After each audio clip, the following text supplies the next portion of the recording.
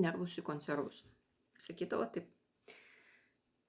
Ir ūmus, ir ilgalaikis stresas, išstūmimas iš įprastinės pusiausvyros būsenos yra tiesiogiai susijęs su sveikata. Nieko čia turbūt nenustebinsiu.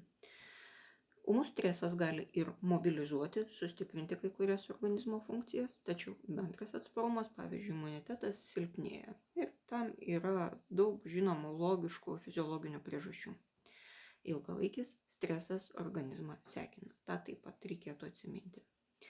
Stresas tiesiogiai veikia ir mitybą. Tiesa, būna dvejopai. Vieni ima mažiau valgyti, tai labiau būdinga ūmiam arba trumpalaikiam stresui.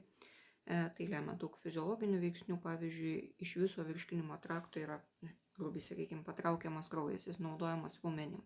Ir jeigu žmogus apskritai prastai valdo valgymą ir yra jautrus chroniškam stresui, tai gali ir daugiau valgyti.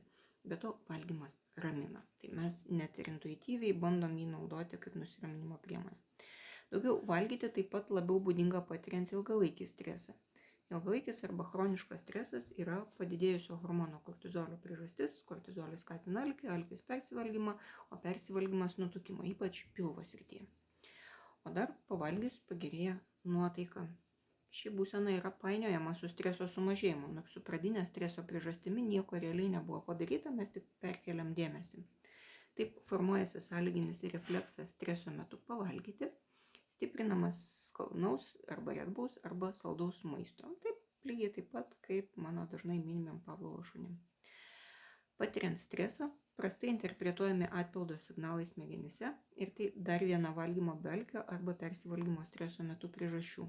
Valgai, o niekaip nedašyla, kad jau gana, nes smegenys užimtos kitais svarbesniais dalykais. Tai gali gautis visai kaip pūkuotukui. Čia turiu pacituoti. Nuliapausis nutarė jam paaiškinti, kaip išlošiama pūkuotuko pagaliukais. Reikia mesti pagaliuką atsainiai, jei supranti, ką turiu galvoj tigrė. Tai jeigu atsainiai valgot, taip ir gaunas.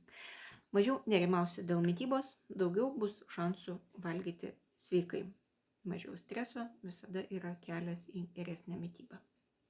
Taikos ir ramybės.